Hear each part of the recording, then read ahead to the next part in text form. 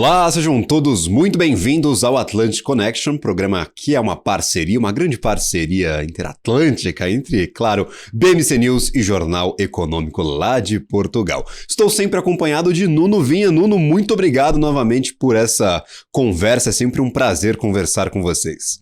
Nós também achamos o mesmo. Nós hoje temos um excelente tema, eu gosto muito deste tema, é o tema dos neobancos. Temos connosco, eu vou começar pelas senhoras, a Larissa Quaresma, que é analista da Empiric Research, e temos também o Ignácio Zunzunegui, Head of Southern Europe do Revolut, e é curiosamente do grupo Revolut, e é curioso que o Revolut entrou esta semana, ou pelo menos anunciou sua entrada no Brasil, com muitas novidades. Acho que vamos ter uma conversa muito interessante sobre isso. Os neobancos ou os bancos estritamente digitais estão cada vez mais dentro das preferências dos consumidores mais jovens e também, até arrisco a dizer, pessoas até com um bocadinho mais de idade, neste caso também até têm visto as vantagens deste tipo de bancos. E eu passava a palavra ao Gabriel, para o Gabriel começar com a primeira pergunta, mas é muito por aqui que não vai seguir a nossa conversa. Certíssimo. Primeiro eu gostaria de fazer essa distinção para quem nos acompanha, quem tem um pouco mais de proximidade com o mercado financeiro, faz essa distinção de forma quase imediata, os bancos tradicionais e os bancos digitais, neobancos. A gente tem várias classificações, até tem pessoal que chama de fintech, ou é um segundo passo ali das fintechs. Eu gostaria de fazer essa distinção e entender dos dois pontos o que a gente pode classificar como um neobanco, como um banco digital propriamente dito, para todos que estão nos assistindo terem isso em mente desde o começo da nossa conversa, desde o começo deste Atlantic Connection. Por favor, se Inácio puder começar com essa classificação, uma rápida classificação para a gente entender o que nós entendemos, o que o senhor entende, o que o grupo aí entende como um neobanco, como um banco digital. Sim, em realidade a definição com o tempo está avançando mais a tecnologia que a definição dessas palavras, né? Mas se eu puder explicar um pouquinho qual a diferença, para mim um banco digital, quase todos os bancos tradicionais são bancos digitais. Na realidade, todo mundo que tenta fazer qualquer transação financeira tem que fazer através de um portal digital quase sempre. É verdade que no Brasil ainda tem uma presença muito maior da física, mas a direção, obviamente a tendência é ir do mundo do banco digital. Então, para mim, os bancos tradicionais quase todos já começam a ser essas opções digitais.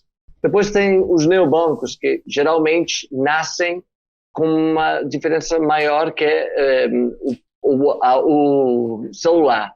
Quase todos os neobancos nascem com um formato celular, com o principal touchpoint é o celular. É por isso que toda a tecnologia, a experiência do utilizador vem diretamente desde o celular. Obviamente tem outras variáveis. Finalmente, desde o ponto de vista da Revolut, nós pensamos que tem ainda uma coisa maior, ou mais importante, que é o que nós chamamos uma super app financeira. É verdade que os neobancos geralmente estão vinculados a uma série de produtos mais tradicionais, mais o que um utilizador espera de um banco. Mas nós que temos uma ambição de converter a Revolut na primeira super app financeira do mundo, com uma visão muito global, mas global em dois sentidos. No sentido que tem uma presença em todo o mundo, mas também global, com uma oferta muito maior, superior a isso que oferece um banco tradicional, podendo investir em criptomoedas, podendo alugar um hotel, no caso da Europa, ou um hotel ou um avião dia de manhã, através da Revolut. Tudo que tem que ver com o seu dinheiro, você pode fazer através da Revolut. Então, para mim, tem esses três níveis que é um pouco a tendência a que está indo o mundo financeiro. Larissa, e do seu ponto de vista, há mais alguma distinção a fazer? Pelo menos do ponto de vista dos supervisores, os supervisores também fazem essa mesma distinção, ou eles próprios colocam outro tipo de nuances, de outro tipo de detalhes? Sim, assim, tanto no Brasil quanto nos países desenvolvidos, nos Estados Unidos, na Europa, imagino que sim também, as exigências regulatórias, nos últimos 3 anos, ali entre 2019 e 2021, até o começo de 2022, a gente viu esse movimento de os reguladores facilitarem, flexibilizarem um pouco as exigências de capital e regulatórias prudenciais de uma forma geral para esses neobancos, para esses bancos digitais. E o objetivo do regulador era justamente facilitar a competição, diminuir um pouco a barreira de entrada, para que, no final das contas, o consumidor se beneficiasse disso, de maior competição em produtos financeiros, maior competição em taxas, com esse objetivo. Agora, à medida que o juro foi subindo no mundo, a inflação foi subindo, a gente viu os reguladores se preocuparem com o risco sistêmico que eles estavam deixando passar ao fazer isso. Então, de 2021, 2022 para cá, a gente viu esse movimento dos reguladores diminuírem o que a gente aqui no Brasil chamou de assimetria regulatória, que é essa vantagem competitiva que as fintechs tinham sobre os bancos tradicionais por serem menos exigidos. Então, aqui no Brasil, progressivamente, até mais ou menos o meio do ano que vem, a gente vai ver as exigências de capital elas fecharem esse gap, das fintechs para os bancos tradicionais, não só de capital, mas em várias outras frentes, como, por exemplo, a de pagamentos, a frente de seguros, essa simetria ela vai se reduzindo. Inácio, maravilha, e aí...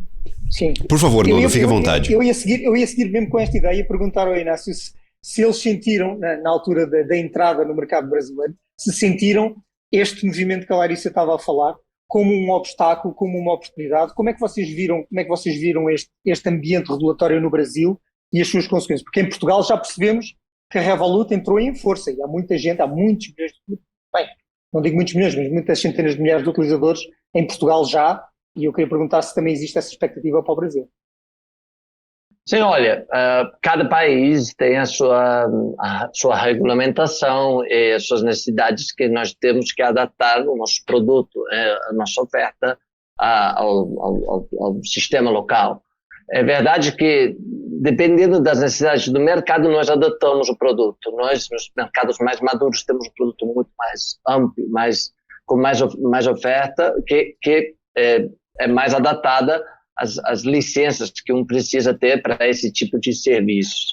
No caso do Brasil, nós temos 100% a licença para fazer transações cross-border, para fazer operações globais, uma coisa que já nós temos trabalhado, e também estamos a trabalhar, de um ponto de vista de licença local, com a SCD, o nome não sei, SCCD, final de 2021, para poder expandir o portfólio de produtos no Brasil e poder oferecer mais serviços no mercado. Então, isso é uma realidade. Para mim, a regulamentação, sempre de um ponto de vista de oferecer segurança e abertura ao mercado para todos os clientes, para ser mais acessível, é sempre uma boa regulamentação que nós tentamos adaptar com as necessidades dos diferentes mercados. Em Portugal, por exemplo, daqui a uns poucos meses, nós temos o IBAN local, e isso te permitirá oferecer uma série de serviços que antes a gente não oferecia. Perfeito. E aí eu gostaria de levantar algumas questões. Nós temos hoje fatidicamente uma notícia muito interessante, acabo de receber aqui também, que a OMS decretou o fim da emergência de saúde da Covid-19, então depois de 3 anos nós temos aí o fim dessa emergência de saúde. A pandemia já tinha sido descartada há pouco tempo atrás e agora a emergência de saúde já foi encerrada, então é um marco não só para a saúde universal, aqui saúde internacional, mas também para muitas mudanças que aconteceram nas economias, tanto do Brasil quanto de outros países. Acho que a pandemia acabou fazendo mudanças ali permanentes e bem profundas em diversos mercados. Justamente essa questão da mudança do físico para o digital. Larissa, eu gostaria de saber do impacto a gente já tinha uma consolidação de instituições digitais aqui no Brasil, de fintechs, de companhias ali que se decretavam como bancos digitais. Esse movimento ele se espalhava ao redor do mundo, mas na pandemia nós vimos um crescimento de usuários, um crescimento de pessoas que tinham acesso a esses serviços financeiros, até que antes da pandemia não tinham conta em banco e agora passaram a ter depois dessa pandemia. Então o movimento ali de bancarização também é um pouco mais exacerbado, pelo aumento da tecnologia, pelo aumento da capilaridade dessas instituições. O que a gente pode levar daqui para frente? A gente viu uma euforia com bancos e instituições digitais ali em 2020, 2021, e agora um certo receio por conta desse aperto no crédito, aperto nas taxas de juros, aperto no receio internacional. O que será perene, o que será permanente, o que você enxerga como mudanças fundamentais nesse mercado que a pandemia proporcionou, que a gente vai levar a partir deste tempo? Porque até as grandes instituições tradicionais agora estão se digitalizando. Então, o que você enxerga de mudança fundamental destes últimos 3 anos? O que pode ser passageiro e o que a senhora enxerga, claro, como uma mudança permanente no setor bancário aqui no Brasil e aí estendendo para internacional também? Bom, essa é uma ótima pergunta, porque realmente muita coisa mudou. Esse setor mudou muito rápido nos últimos 3 anos aqui no Brasil. Algumas coisas, de fato, elas vão continuar diferentes e outras coisas eu acho que elas vão ficar no passado. Então, assim, começando por essa segunda parte, o que a gente viu nesses últimos 3 anos foi muitas fintechs entrando no Brasil, e elas começam, via de regra, pelos meios de pagamento, por 2 motivos. Por quê? Quando você começa pelos meios de pagamento, você não precisa aportar um capital muito grande de cara, né? Porque se você começar pelo crédito, né, seja qualquer linha de crédito que for, você precisa de um investimento inicial muito grande para suportar o crescimento daquela carteira de crédito. Então, esse é um motivo pelo qual muitas fintechs começaram pelo meio de pagamento.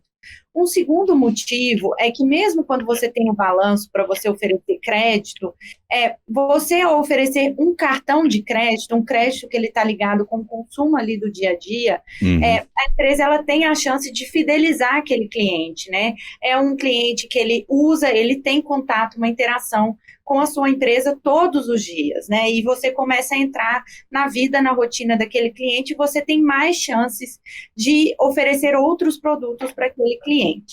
Então, isso foi muito da estratégia de entrada dessas empresas.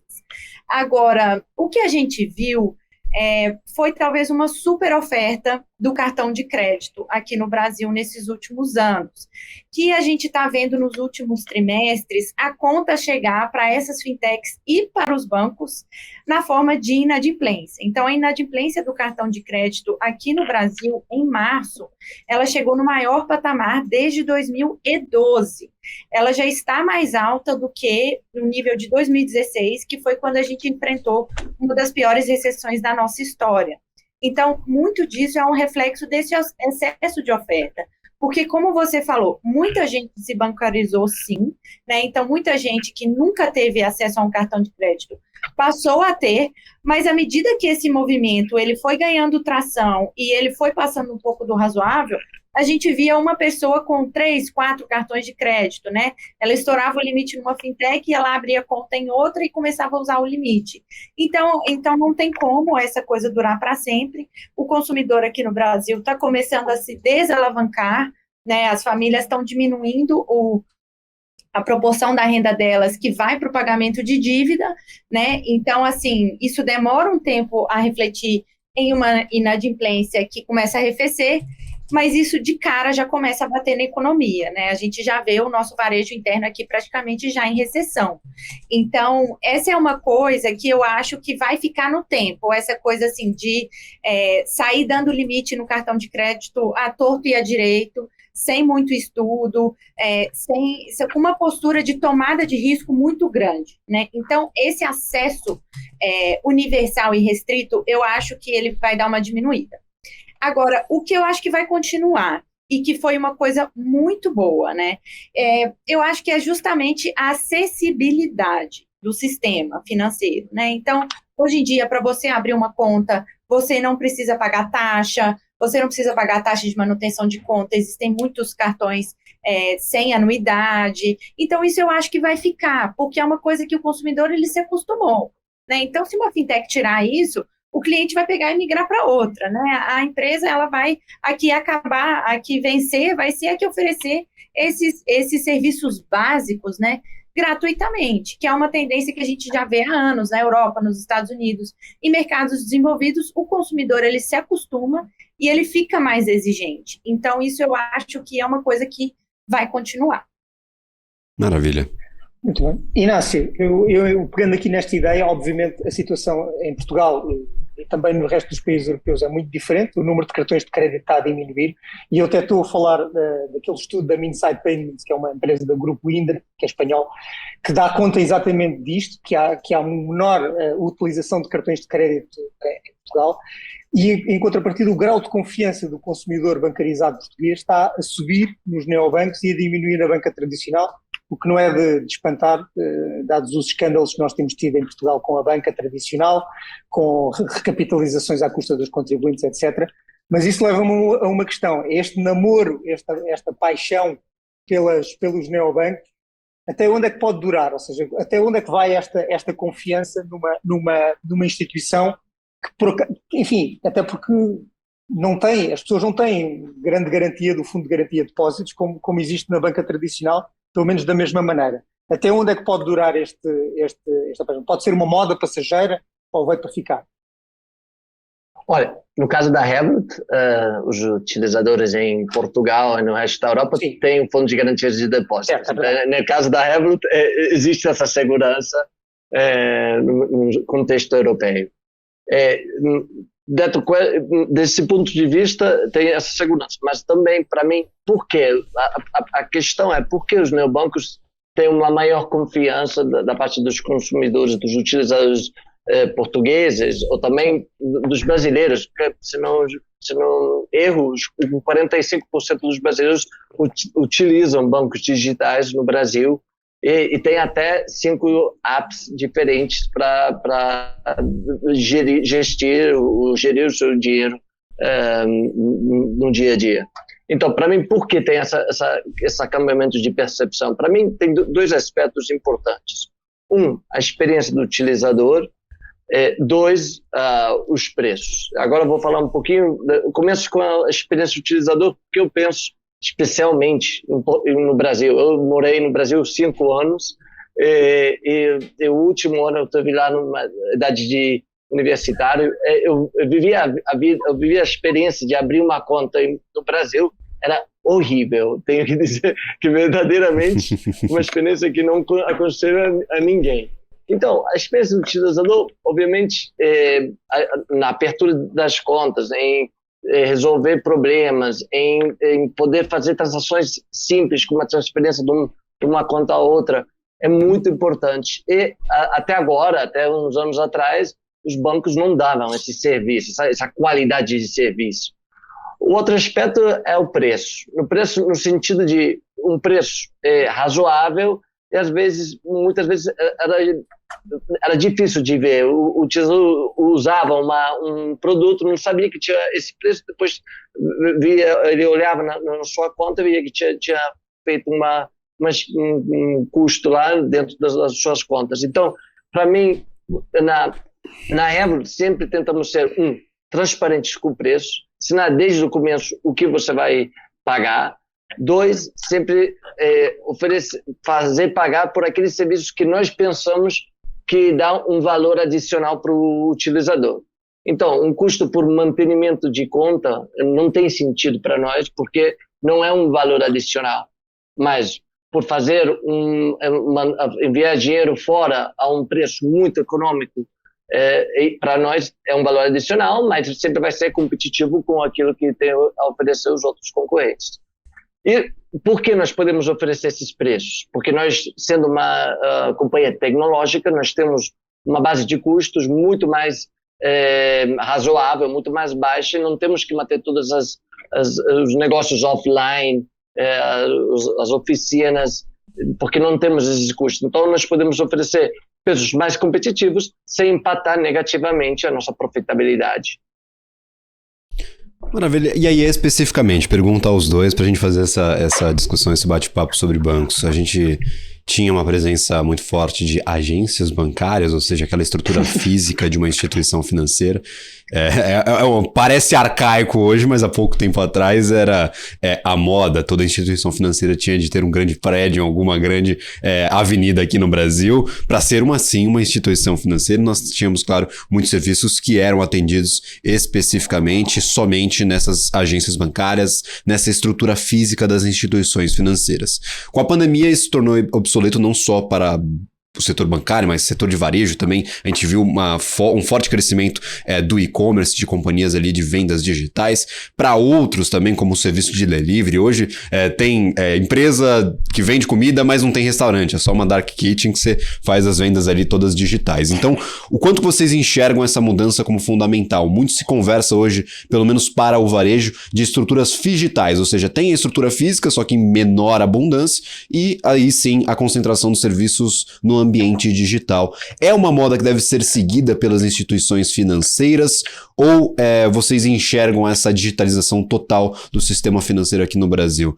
E também internacionalmente, né? E sempre expandindo aí para Portugal, para outros países. O quanto a estrutura física é importante ou não para uma instituição financeira que atende praticamente ali os seus clientes no varejo, e aí separando aqueles clientes que são mais institucionais dos clientes de varejo. Como que vocês enxergam todo esse cenário? Por favor, começando pela Larissa e depois o Inácio. Bom, é uma ótima pergunta também. Não estou falando isso por falar, é porque eu acho que é uma discussão muito válida e eu tenho certeza que está na pauta do Conselho dos grandes bancos e das fintechs também. Assim, a nossa visão aqui é que a digitalização ela é uma tendência irreversível, que cada dia mais o cliente vai ficar mais confortável com ser atendido digitalmente.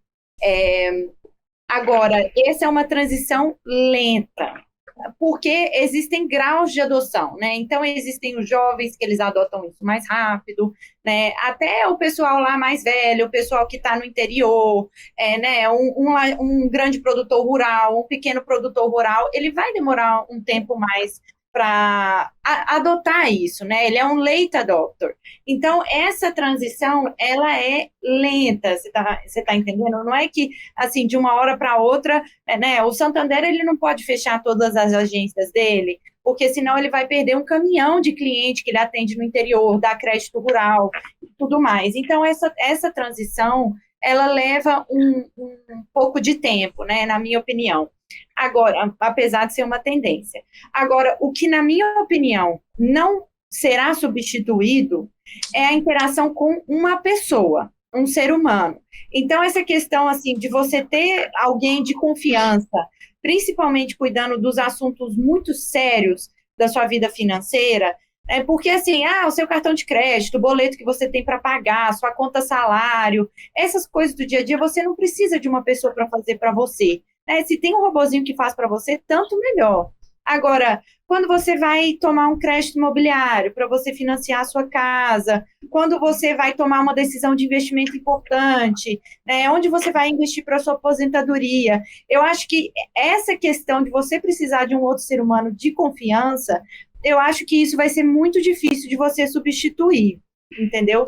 Então, mesmo para os jovens, mesmo para, quanto mais dinheiro você vai ganhando, quanto maior é o seu patrimônio, acho que mais você vai precisando desse outro prestador de serviço de confiança.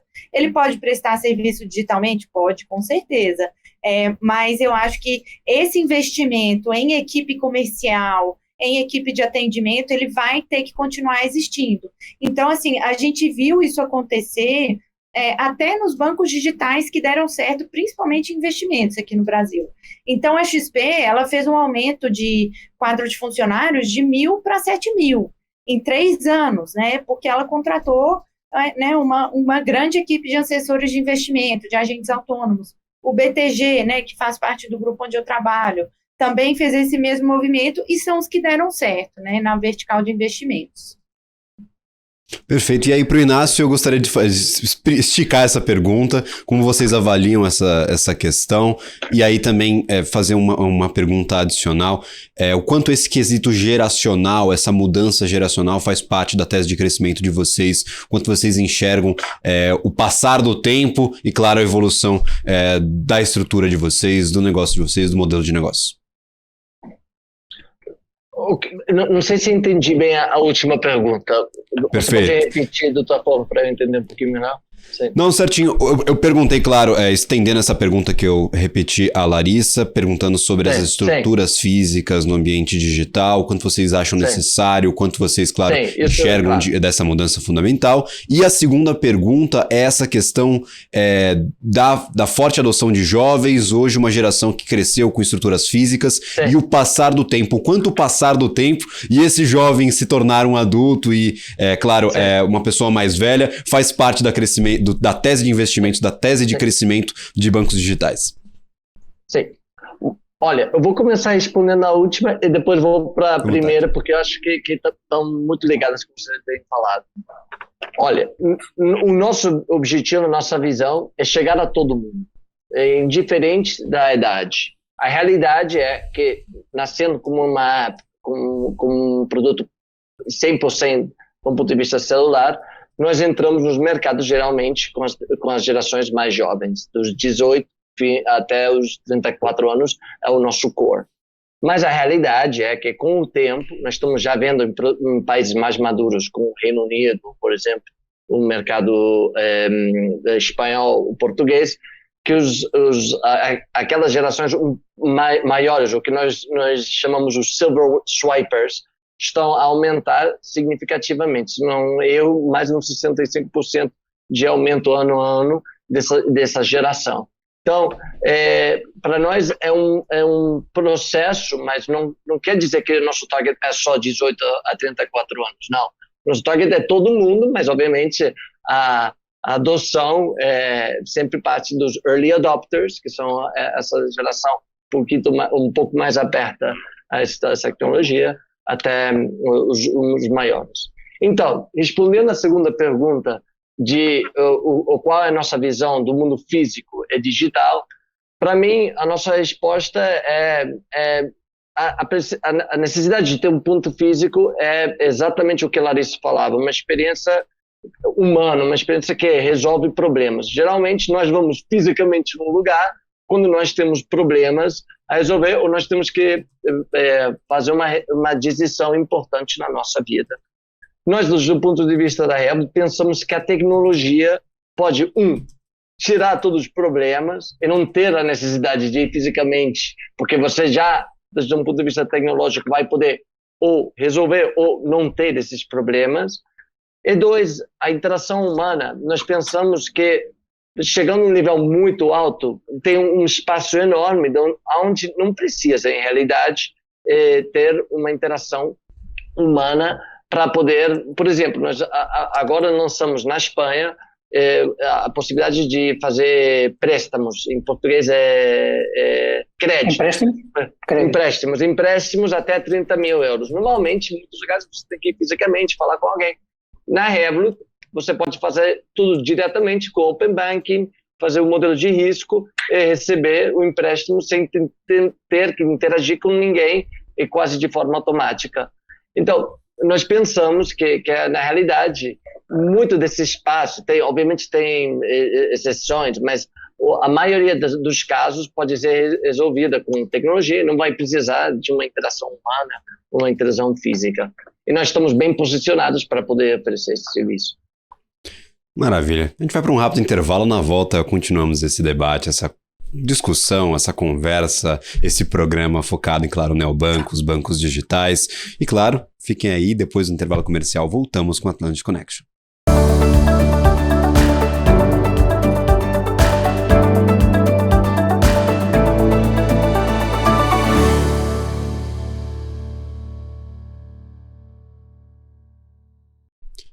Estamos de volta com Atlantic Connection, parceria da BMC News com o Jornal Econômico lá de Portugal. Estou acompanhado, claro, de muitas vezes, assim, sempre um prazer conversar com ele. Nuno Vinha, Nuno, por favor, sua pergunta, nós nessa segunda metade de programa, falando, claro, sobre neobancos e bancos digitais. Eu ia perguntar à Larissa, neste caso, qual é que foi a importância, neste caso, do sistema de pagamentos instantâneo criado pelo Brasil, o Pix, nesta grande chegada dos neobancos e dos bancos digitais ao Brasil? Qual foi a importância desse sistema de pagamento? E se concorda com aquela posição do Glauber Mota, que disse numa entrevista ao Jornal Económico que saiu nesta edição, que o Open Banking brasileiro é mais evoluído do que o Reino Unido. Na verdade, assim, eu acho que vamos lá por partes. O Pix, Okay. Ele foi um grande, eu acho que assim, uma grande ameaça para os grandes bancos, porque os bancos digitais, eles já geralmente não cobravam pelas transações instantâneas, que aqui no Brasil a gente chama de DOC ou TED. Né? DOC são transferências entre contas do mesmo banco, geralmente TED entre bancos diferentes, contas de bancos diferentes. Então, os bancos digitais, eles já não cobravam. Então, quando veio o Pix, para os bancos digitais não tirou muita receita deles, entendeu? Continuou mais ou menos do jeito que estava. O que machucou um pouquinho os bancos digitais foi a substituição do cartão de débito pelo Pix, né? Então, isso a gente viu acontecer não só nos bancos digitais, mas a gente viu acontecer na Cielo, que reportou resultado recentemente, né, que é uma adquirente, enfim, todo o sistema sentiu, né? Então, essa é uma primeira coisa, eu acho. Agora, uma segunda coisa para os bancos, né, muitos ainda cobravam por DOCs e por TEDs também. E aí, quando você vem com um serviço público, gratuito e obrigatório de todos os bancos aderirem, você acaba, né, com qualquer vantagem de entrega de valor desse DOC TED pago. Então, até saiu essa semana uma notícia que os bancos, eles estão desativando o serviço de DOC. Então, assim, de cara já vai sair um caminhão de receita, né? Então, eu acho que é muito bom, principalmente para o consumidor, e eu acho que para os bancos, eles perdem dinheiro no serviço de conta corrente, e para as fintechs muito focadas em pagamento, elas acabam perdendo um pouco de receita também, porque substituiu uma parte do cartão de débito. E aí, a sua segunda pergunta foi sobre a relação com a Europa. Você pode repetir? A relação com? Sim, a minha segunda pergunta é se concorda com aquela afirmação do Glauber Mota, da Revolut Brasil, que o sistema de Open Banking no Brasil é mais evoluído e criou mais facilidades do que o do Reino Unido, neste caso, que é de onde é originário a Revolut, aliás. Talvez o Ignácio até tenha mais conhecimento de causa para falar sobre isso do que eu, porque ele está lidando com isso no dia a dia. Qual é a minha percepção? O Open Banking, o Banco Central, ele está fazendo um trabalho excepcional. Conheço pessoas que lidam com isso do lado das fintechs, e o que eles falam é que o Banco Central, assim, coloca todas as regras de uma forma muito clara, dá prazo, coloca incentivos para os bancos, para as fintechs aderirem. Agora, qual é o problema? Eu ainda vejo uma adesão baixa por parte dos bancos e por parte do consumidor também. Então, assim, a maioria dos consumidores nem sabe o que é Open Banking, nem sabe qual é a vantagem disso, né? Pouquíssima gente já usou. Isso de um lado. E do outro lado, você tem as instituições financeiras que elas competem por taxa.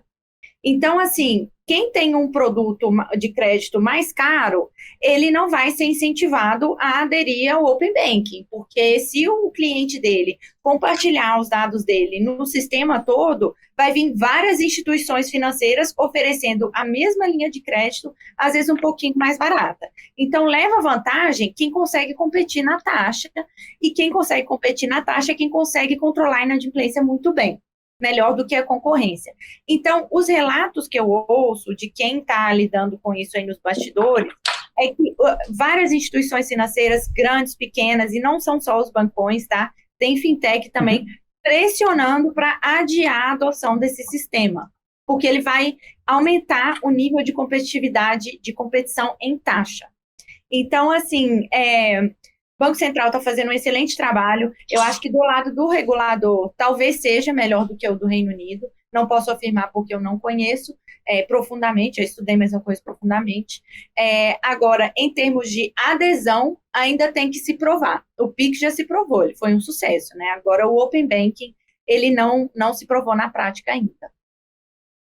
E são várias das inovações do Banco Central, né? Então a gente tem um Pix, a gente agora tem um Pix parcelado ainda a ser aprovado aqui no Brasil, está em desenvolvimento, mas ainda a ser implementado. A gente tem o real brasileiro, o real digital a ser iniciado ali em 2024. Então são muitas das inovações que o Banco Central está aplicando aqui no mercado brasileiro. Então, para além do Open Banking, tem o sistema de pagamento que está sendo bem reforçado nesses anos aqui, 2022, 2023 e também comecinho de 2024 com o real brasileiro. Por favor, fica à vontade. Nós se calhar pedimos pedir ao Inácio para ele falar exatamente daquele sistema, daquela comparação.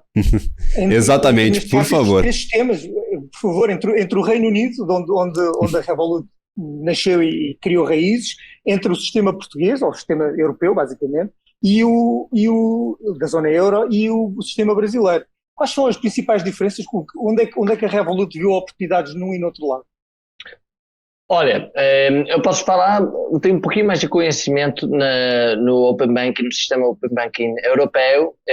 Eu tenho alguns números, algumas coisas do Open Banking do Reino Unido, mas o que eu posso falar, o Reino Unido é bastante avançado no sentido que a adoção, a quantidade de bancos que adotam essa tecnologia no dia a dia é maior, e os utilizadores que utilizam o Open Banking para evaluar o poder ter informação das suas transações de um produto ao outro, mas também poder fazer pagamentos é maior. É verdade que, no sentido, o que eu penso que ele estava tentando dizer é que o Banco Central está fazendo um trabalho excelente, do ponto de vista tecnológico, para adiantar, avançar o mercado do Brasil, para ter todos os instrumentos para que não sejam obstáculos esses pontos tecnológicos. Do ponto de vista da Europa, para mim, a adoção é menor. Por quê? Porque nós temos um sistema de autentificação, o 3DS, que requer que o utilizador tenha que passar uma série de fases para poder aceitar, mandar informação ou fazer uma transação. E tem que renovar essa aceitação, essa aprovação, cada 90 dias. Isso é um obstáculo à maior adoção, utilizo no dia a dia. Uma vez estabelecidos os obstáculos, eu penso que o Open Banking oferece uma quantidade de oportunidades gigantes. Nós já estamos a utilizar, como eu estava a dizer antes, no caso dos empréstimos da Revolut. Muitas vezes nós não somos a conta principal de muitos utilizadores, e graças à oportunidade que oferece o Open Banking, nós temos a informação para poder modelizar o risco, o perfil de risco dessa pessoa.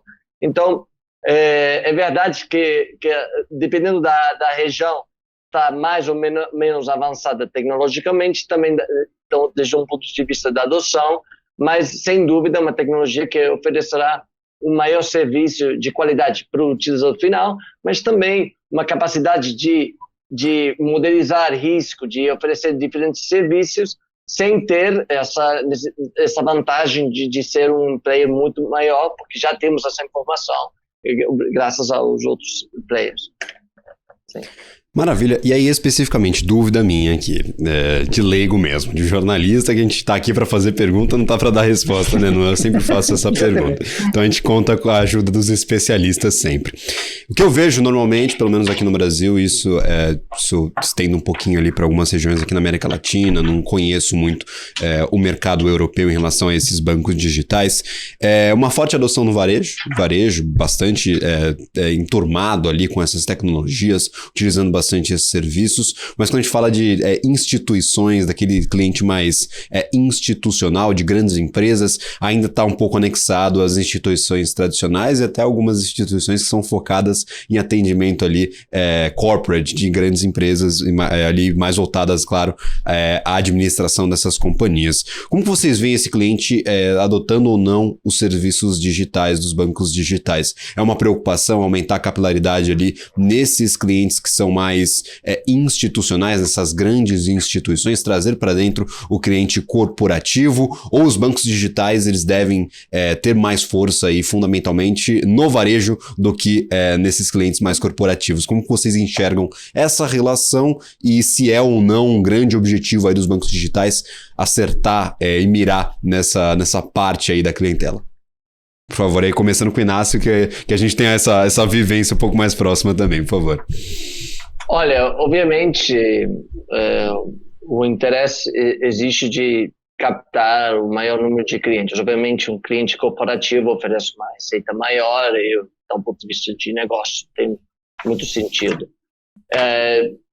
Tem muitos players aqui que já estão a trabalhar esses clientes corporativos sendo neobancos, sendo fintechs.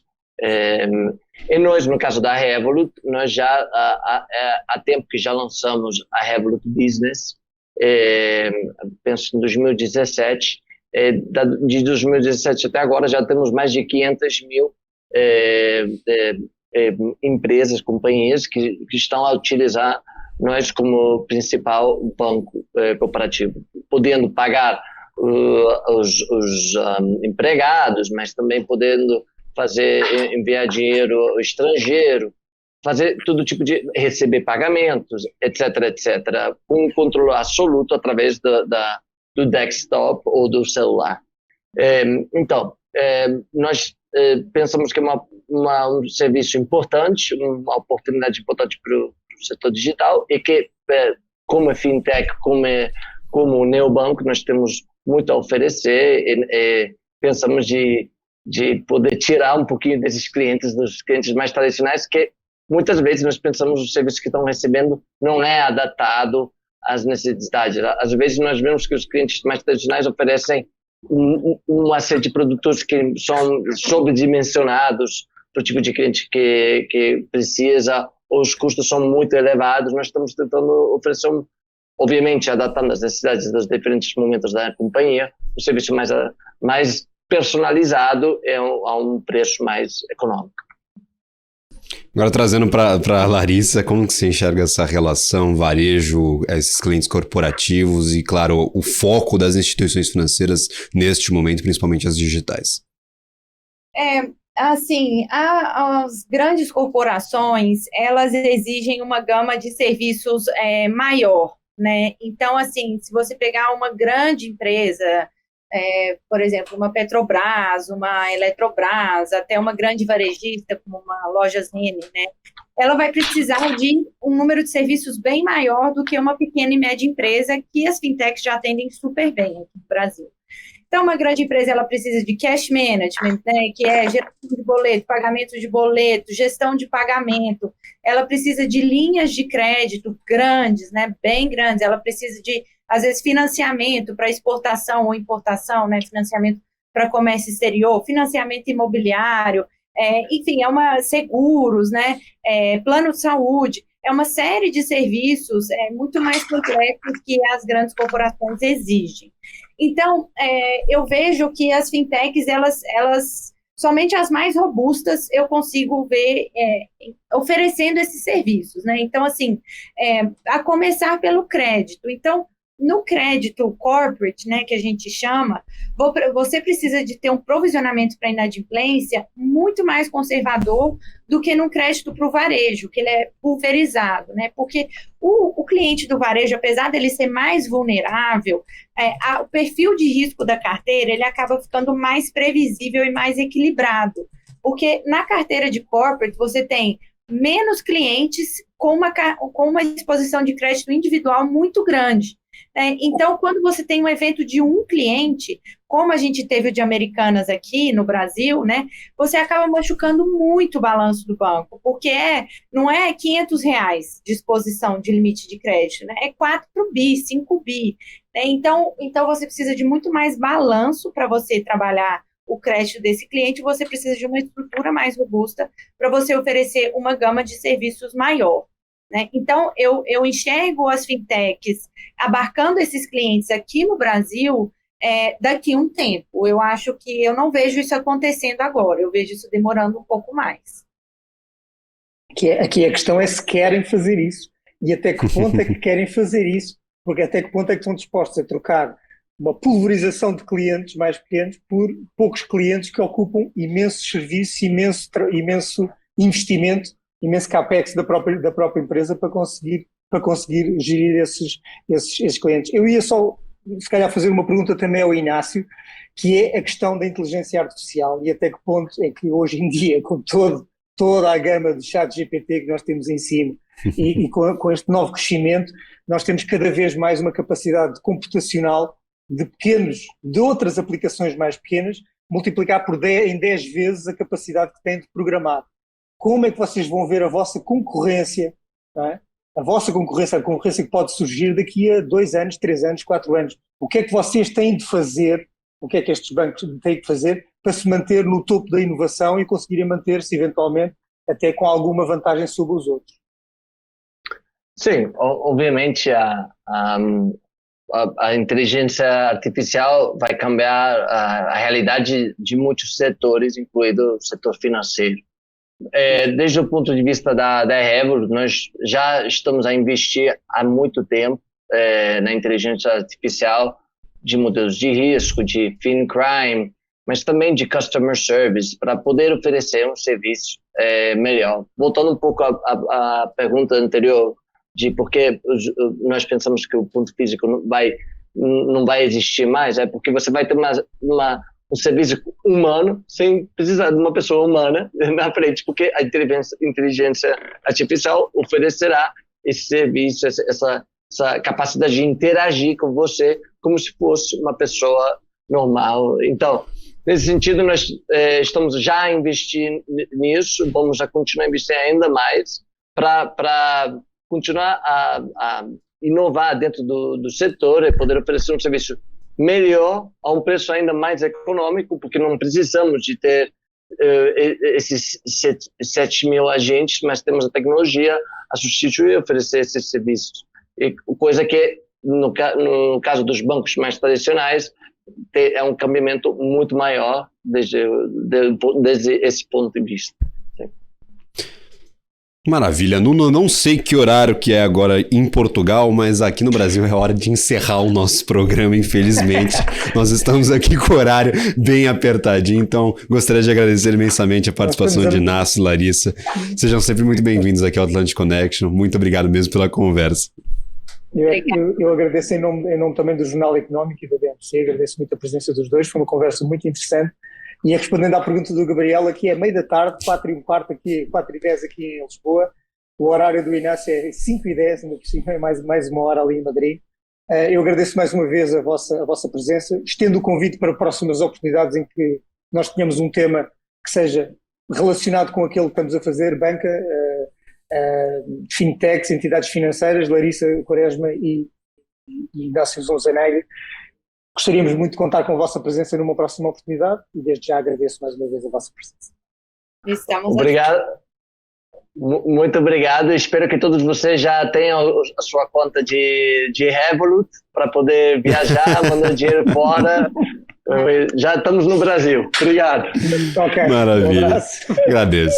Nós vamos ficando por aqui. Esse foi o Atlantic Connection desta semana. Lembrando, o programa é semanal. Na próxima semana nós trazemos aqui alguma grande discussão. Lembrando, sempre contando com a parceria BMC News e Jornal Econômico lá de Portugal. Um abraço a todos. Tchau, tchau. Uma ótima tarde.